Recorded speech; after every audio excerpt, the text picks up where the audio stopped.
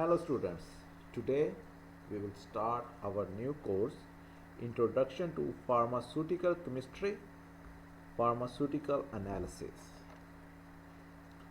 So first of all, what is chemistry? The basic definition of chemistry. What is chemistry? Chemistry is the study of matter.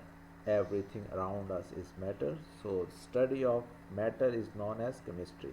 So chemistry have different branches: organic chemistry, inorganic chemistry, analytical chemistry, physical chemistry, and biochemistry. But our course, which is pharmaceutical analysis, is related to analytical chemistry. And what is analytical chemistry? It deals with the analysis of different substances. So in analytical chemistry, we do analysis. So what type of analysis these are? So analysis is basically two types: qualitative analysis and quantitative analysis. So then what is pharmaceutical chemistry? Pharmaceutical analysis. So analytical chemistry dealing with drugs both as bulk drug substances and as pharmaceutical products formulations.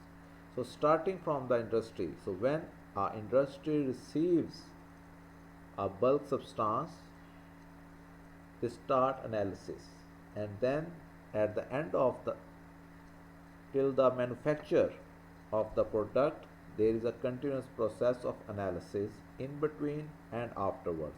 And after, when the drug is already in the market, so there are drug testing laboratories in Pakistan in which analysis of different drugs will take place. So it is very interesting subject. So let's start. So what is your course outline? First of all, we will study electrochemical methods, potentiometry, polarography, and radiochemical techniques. Then we have thermal analysis. We have DSC, differential scanning calorimetry, differential thermal analysis, thermogravimetric analysis. So these are thermal mean from heat, and electrochemical method mean there is electricity and use of some chemicals. Then we will study titrimetric analysis. So titration based on neutralization, hydrolysis, oxidation, reduction, and non-aqueous titration. And then we will study some official inorganic compounds: aluminum hydroxide, ammonium chloride, sodium carbonate, magnesium carbonate, and different compounds. And the last one is silver nitrate. So this is your course outline, and we will try to finish first two techniques before mid, and then next two techniques, which is titration and official inorganic compounds. Or maybe we will first do the first one, and if we have time before mid, we will do some official inorganic compounds, because there is a list of inorganic compounds already in your syllabus. So we have to finish all the syllabus in this semester. So we will start with potentiometry. So what is potentiometry? First of all, you have to know what is cell. Cell is a device which converts physical or chemical process into electrical energy. So what type of cell? So cell have two half cells. So one cell consists of two half cells. So what type of cell they are? They are hydrogen 2H positive into hydrogen molecule. And then we have zinc half cell. So zinc ions and zinc electrode, copper ions and copper electrode. So this is a cell. So I will show you in my next slide what actually is a cell in potentiometry. So what is electrode potential? So this definition is very important. Difference between the potential of two half cells or electrode. E.g., if hydrogen is taken as standard electrode and zinc is taken as sample electrode, then the difference between the potential of these electrodes is known as electrode potential.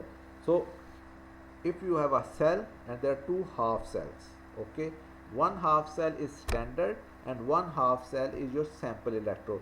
So the difference between two half cells is known as electrode potential. And if you want to know the potential of one cell, then it is compulsory that one cell is your standard, that you know the potential of this cell. Then you subtract a then you subtract the potential of your sample cell from your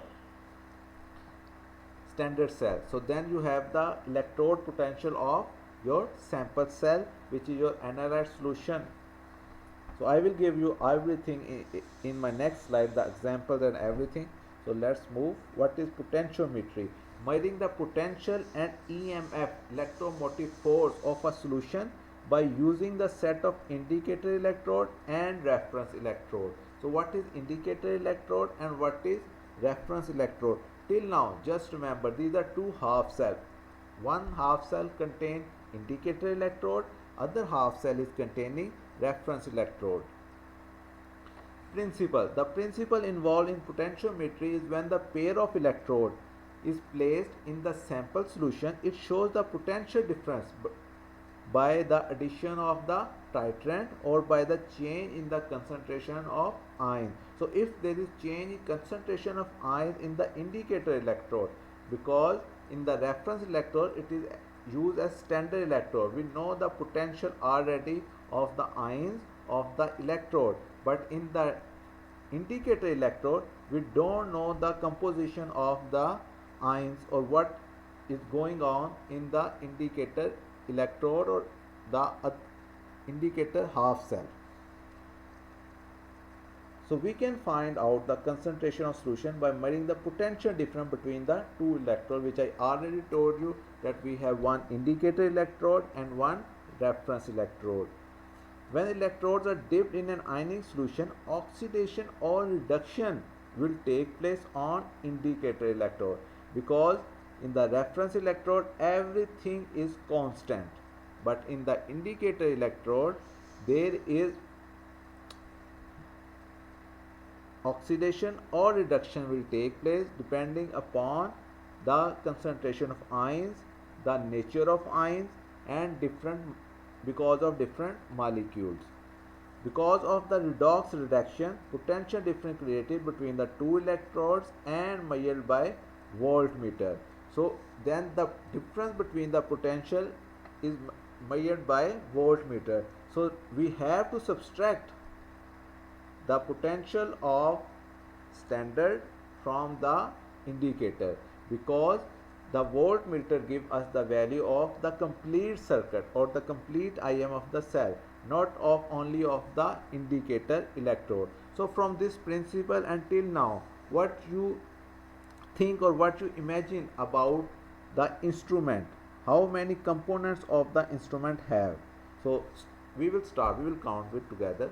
First of all, we need one indicator electrode, one reference electrode, and voltmeter. But there is something still missing, we will discuss now. So now we will talk about components. One, it may be indicator electrode or reference electrode. Two, it may be indicator electrode or reference electrode. But what is three? You have to see. So what is 3? It is connecting both cells. Why? And 4 is the voltmeter, we know. But what is 3? You will see. What is 3? It is very important in potentiometry. But till now I did not discuss with you. But what is 3? Let's see. So we have an indicator electrode, a reference electrode. We already discussed. 3 is the salt bridge. Salt bridge, or number 4, sorry, it is number 4, a potential measuring device, which is this one, potentiometer. It shows the difference of potential of it, so it gives us the potential of complete cell. So now we will see what is salt bridge. So this is a, you can say, simple diagram, so which I took from the internet source, which I already mentioned in the reference. So this is, you can say, one is anode, one is cathode. So the anode is made up of zinc and cathode is made up of silver, and the solution contains zinc plus, because zinc is reduced and zinc is giving 2 electrodes two electrons, and at a node we have loss of electron and oxidation take place, and because of oxidation these two electrons move from here and then they reach here. Okay, these two electrons are moving from here and then with this potentiometer it reached to the cathode, and in the cathode we have silver in the solution, and from here it is start to deposit on the electrode. Okay, so this is our, suppose this is our reference and this is our standard. So then what is the function of salt bridge? So you know when zinc is reduced or oxidation take place, so we have Zn plus 2 ions in the solution. So if we have Zn plus 2 ions in the solution here and we have negative ions here, so it may be possible that they will stop the reaction. So we need some ions, or we also have to complete the circuit. To complete the circuit of the movement of ions, we use a inert electrolyte in the salt bridge, which is KCl, which is sodium chloride. So these two solutions provides the ions, like we in this solution we have positive ions, so chloride ions move near here, so it attracts positive ions near this junction, and here we have potassium and it attracts NO3 ions. So what type of solution it is? So there are some standards. So for a standard condition we must have 1 molar solution of zinc here and 1 molar solution of silver here. Like if we need 1 molar solution of zinc, we can prepare ZnSO4 which contain 1 molar zinc, and here we can prepare 1 molar sodium nitrate, silver nitrate, so it contains 1 molar silver. Okay, so the basic function of the salt bridge is to complete the circuit. So you can say if we start our reaction from here, from zinc, like this, it is moving like this, and then it comes here, and then from the salt bridge, so it is a complete circuit. So if we don't have a salt bridge, current will flow like this and it will end here. So there must be a continuous circuit. Okay, and it maintains electrical neutrality. From my other diagram in my next slide, you will then know that what will happen and how. So what is EM of the complete cell? The electromotive force of the complete cell is given by the following equation. E cell is equal to E indicator plus E reference plus E junction. The junction is this one where we have chloride. So this is the junction. So there is some also electromotive force, but it is neglectable. So where E reference is the electromotive force of the reference electrode, E indicator is electromotive force of the indicator electrode, E junction is the electromotive force of the junction of the liquid. So what is reference electrode? A reference electrode is a half cell having a known potential that remain constant at constant temperature and independent of the composition of the analyte solution. The reference electrode is always treated as left-hand electrode in potentiometric measurement. Suppose if we have this diagram, so which one is left one? This one is left one. It is treated as reference electrode, and it has a constant temperature and independent of the composition of the analyte solution. So in analyte solution we have indicator electrode. So if we talk about indicator electrode, and indicator electrode has a potential that varies with the variation in the concentration of an analyte. So indicator electrode is depending on the analyte concentration, and reference electrode is depending upon the indicator electrode. So something happening in the analyte solution affects the indicator electrode, and from indicator electrode we have a difference from our standard. So it is a link.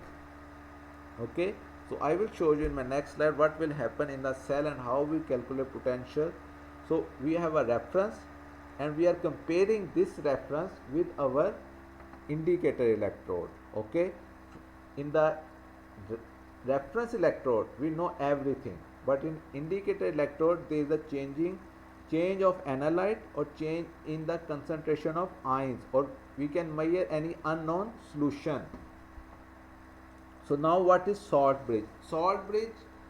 A salt bridge that prevents the components of the analyte solution from mixing with those of reference electrode.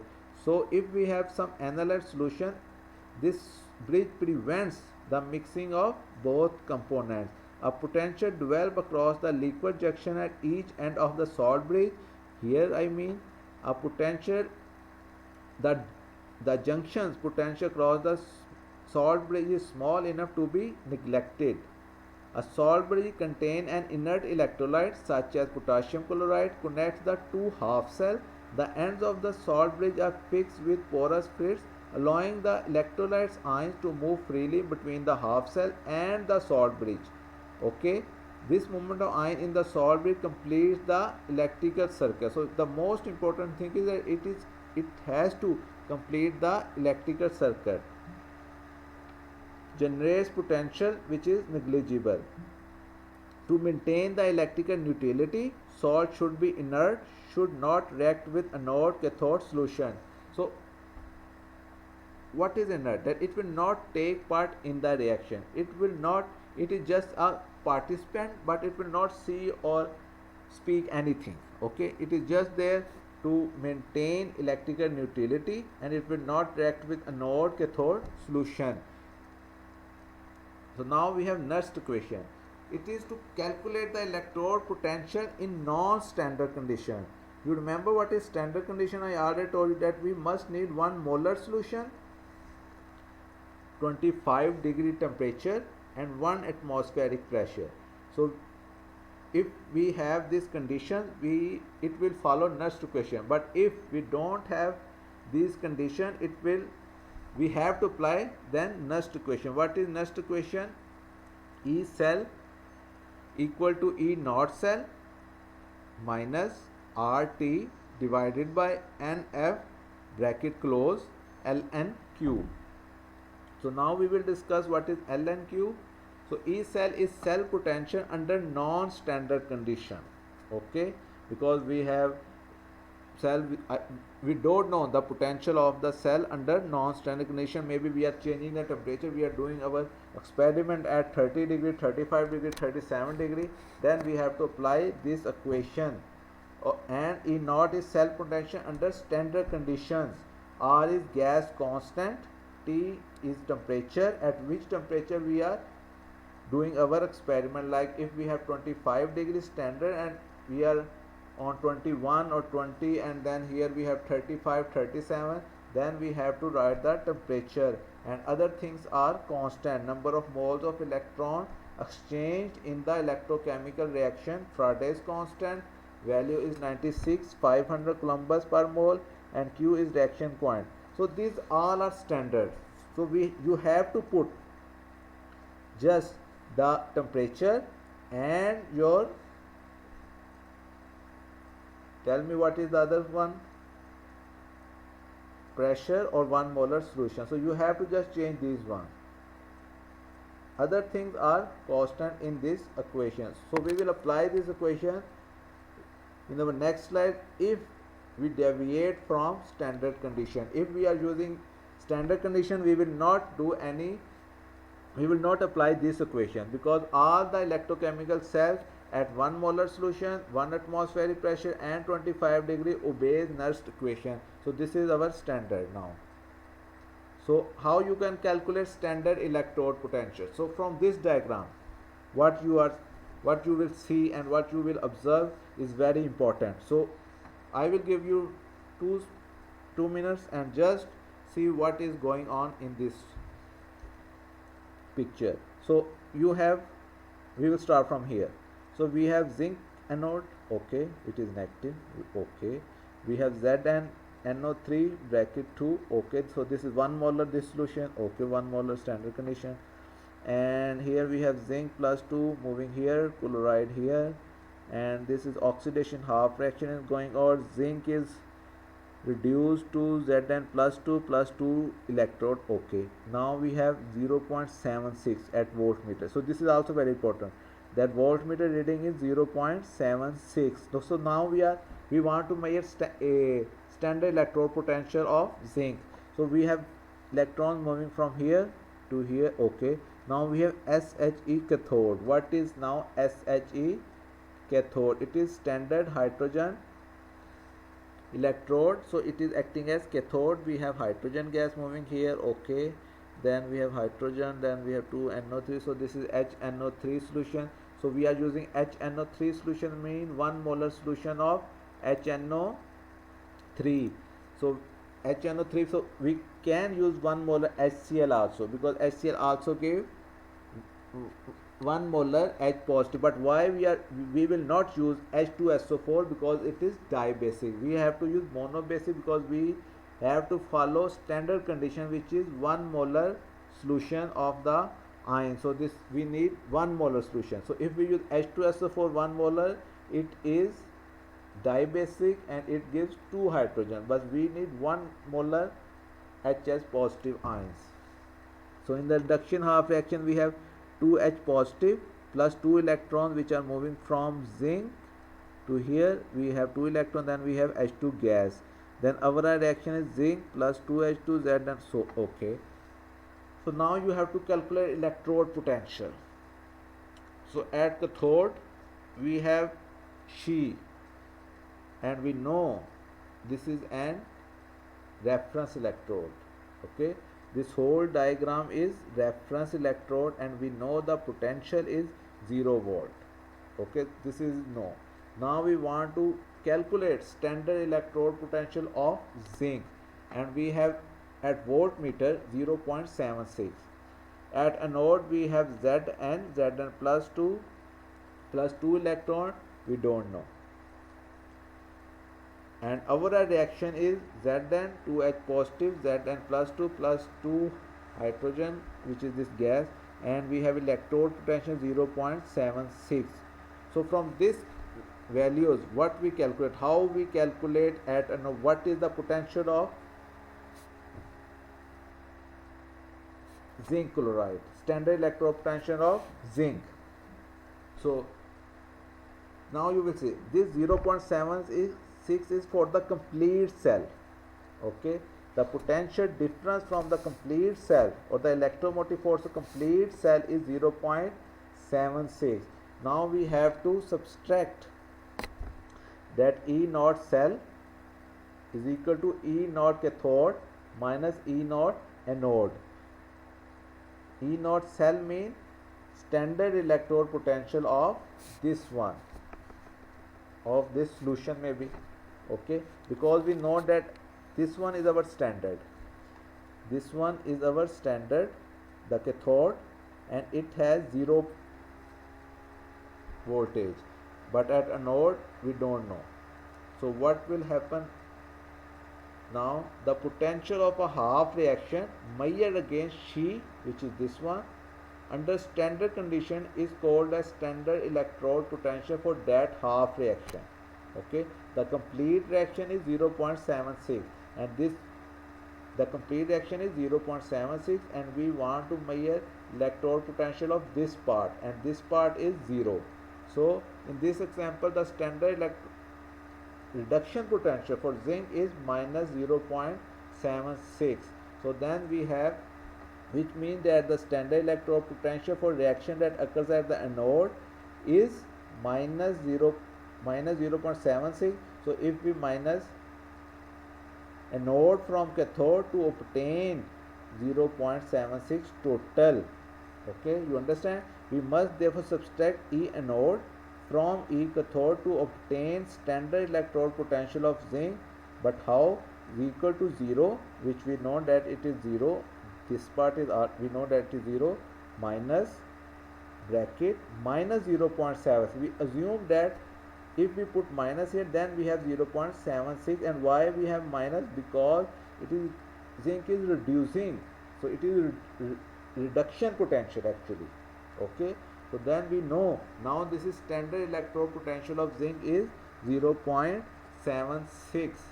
Now what are the ideal conditions for a reference electrode? It must have a potential that is accurately known, constant, readily available and simple to use. The ideal reference electrode must have accurately known, that we know that the electrode potential of She is 0. Okay, and it must be constant throughout the experiment. But there are some limitations of She electrode we will discuss in our next slide. But we know that it is constant at 0 degree. It may be used as anode and cathode both. So there are three main types of reference electrode.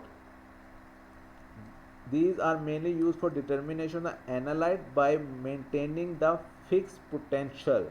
So what is the role of reference electrode? They have to maintain the fixed potential. I already told you that the reference electrode, everything is constant.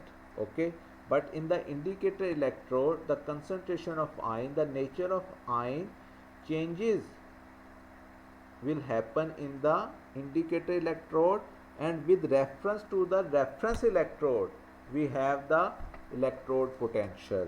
So now we have three reference electrode: standard hydrogen electrode, silver chloride electrode, saturated calomel electrode. So we will start with standard hydrogen electrode. It is very simple. So we have a beaker. Okay, then we have a glass envelope. So it is just a in the opposite direction, and then we have a wire, and at the end of the wire we have a aluminum, not aluminum, platinum foil, which is covered with platinum black. It is a special surface. So what is the role of this platinum black? To increase the surface area. But why? Because we want that this H2O gas will absorb on this surface, and then the excess of the gas will goes up from here. And now we have that there are some bubbles which are going up. So this is H2O gas. So you know that if we have 1 molar HCl solution or some other acid, so there are some fumes.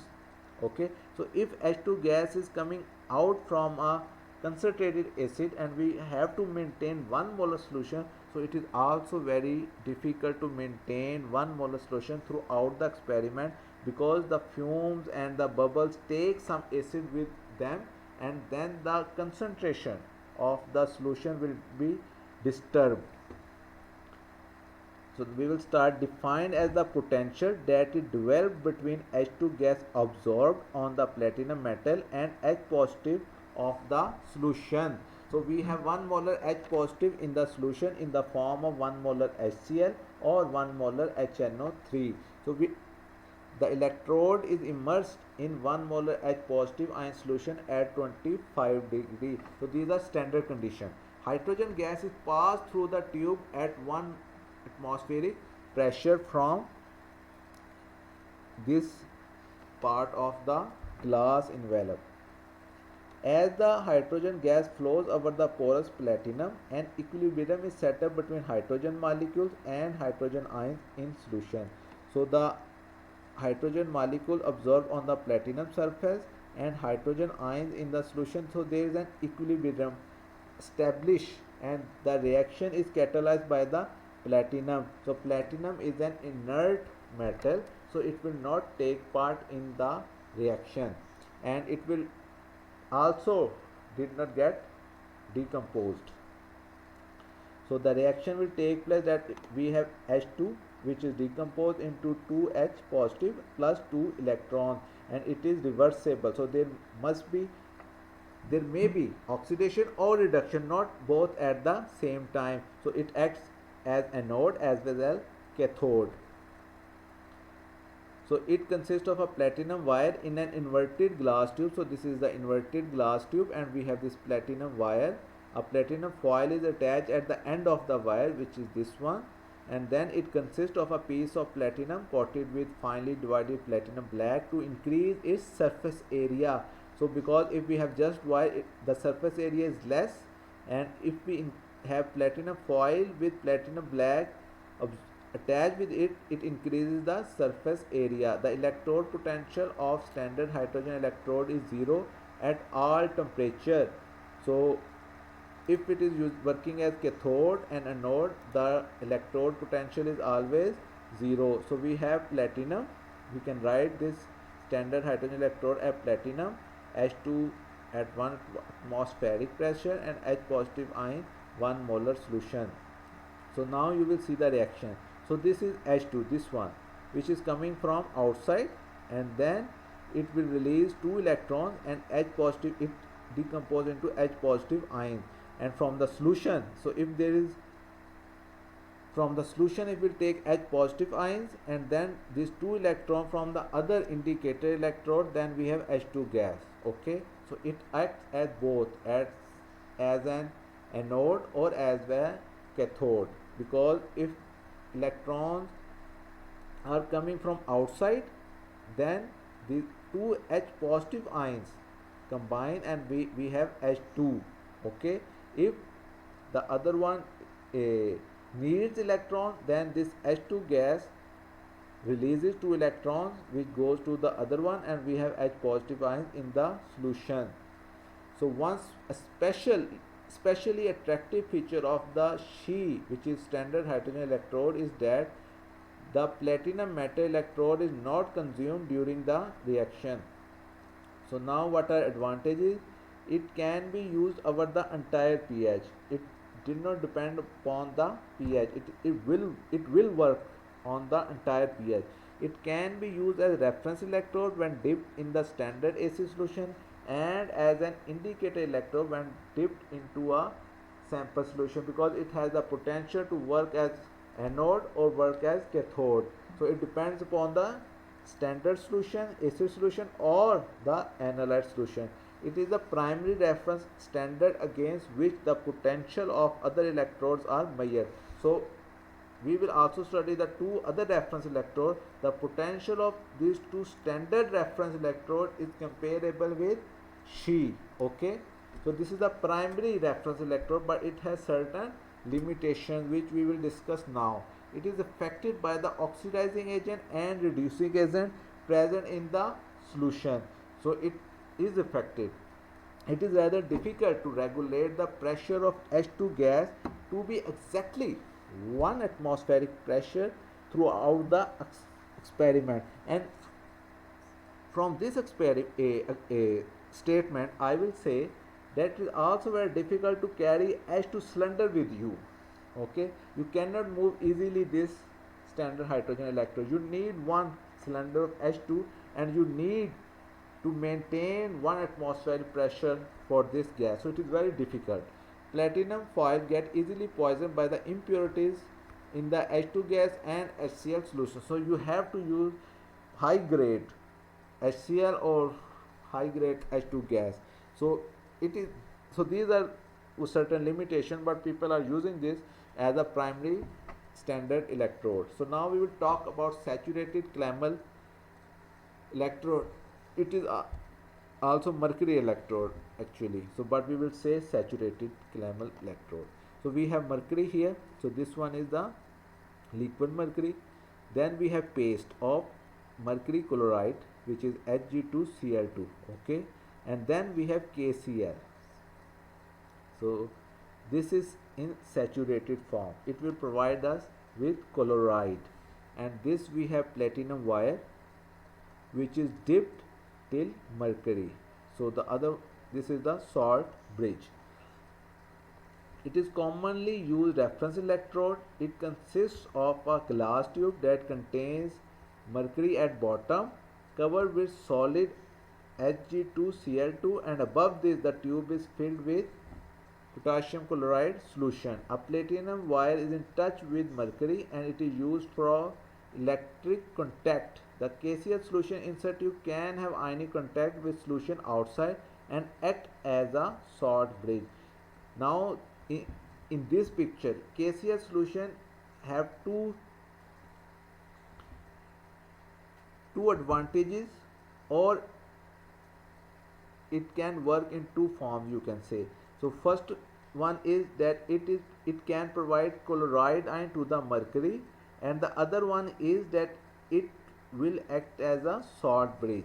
So if there is oxidation or reduction, okay, if there is oxidation, we have to this mercury which forms 2 Hg positive and it gives 2 electrons, okay, and this chloride ion which is in excess or in saturated form can form Hg2Cl2 and 2 electrons. So this is the whole reaction. So we have 2 mercury which can combine with 2 chloride, and then we have this solid paste, and then we have 2 electrons for the other cell.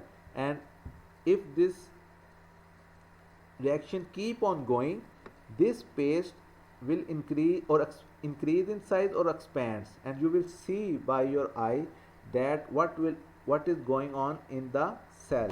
But if there is reduction at cathode, so if it is working as a cathode, then this mercury Hg2Cl2 takes 2 electrons, okay, and then we have 2 Hg and 2 chloride. So this is the opposite, okay, that 2 Hg2Cl2, if it gets 2 electrons, we have 2 Hg plus 2 chloride. So then we have increase in size of mercury present at the bottom. So it is very simple, and you can carry it like pH meter. And the electrode potential of this electrode is plus 0.2422 volt with reference to She, standard hydrogen electrode. Now we have silver chloride electrode. So it is also very simple in construction, that we have a wire, and at the end we have silver chloride paste on the wire. Here we have some solid KCl and some silver chloride, and here we have salt bridge, okay, and this is the potassium chloride solution, and it will also provide chloride ions. So AGA wire coated electrolytically with silver chloride and dipped into KCl. It is also widely used reference electrode. It is simple, it is inexpensive, very stable and non-toxic. It is mainly used with saturated KCl electrolyte, but can be used with low concentration such as 1 molecular KCl. So if we use less amount of KCl, potential depends on the concentration of KCl and temperature, because KCl has to provide chloride ion. So if it is not in saturated form, okay, then everything depends upon the potential of the concentration of potassium chloride. So we have to use saturated or low amount of KCl, then the potential of the electrode depends upon the concentration of potassium chloride. The electrode potential of silver chloride is plus 0.199 volt, and the reaction you will see that this paste takes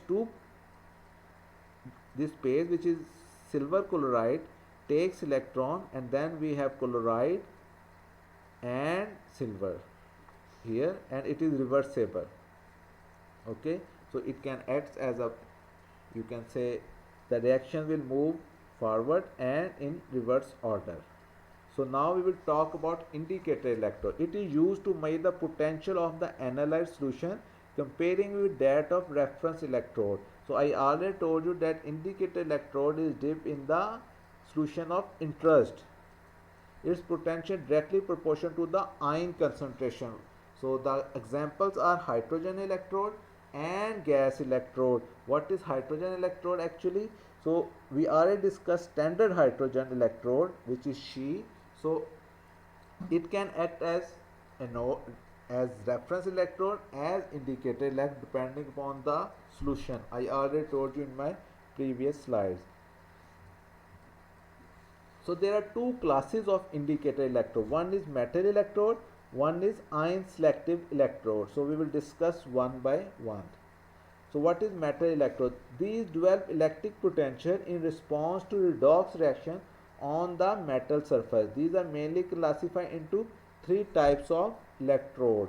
First kind electrode, these are composed of the metal rod immersed in its metal solution. Suppose silver chloride dipped in silver nitrate solution copper chloride dipped in copper sulfate solution or zinc chloride dipped in zinc sulfate solution. So all the metals dipped in their own solution is the first kind electrodes. Now we will talk about second kind electrode. These are composed of the metal wires coated with the salt precipitates, respond to changes in the ion activity through the formation of complex. A common example is silver electrode and silver chloride as its salts precipitate. The kind of electrode can be used to measure the activity of chloride ion in a solution. So it is also compulsory that if we have some if any metal or any ions cannot form salt precipitate, we cannot make second kind electrode from it.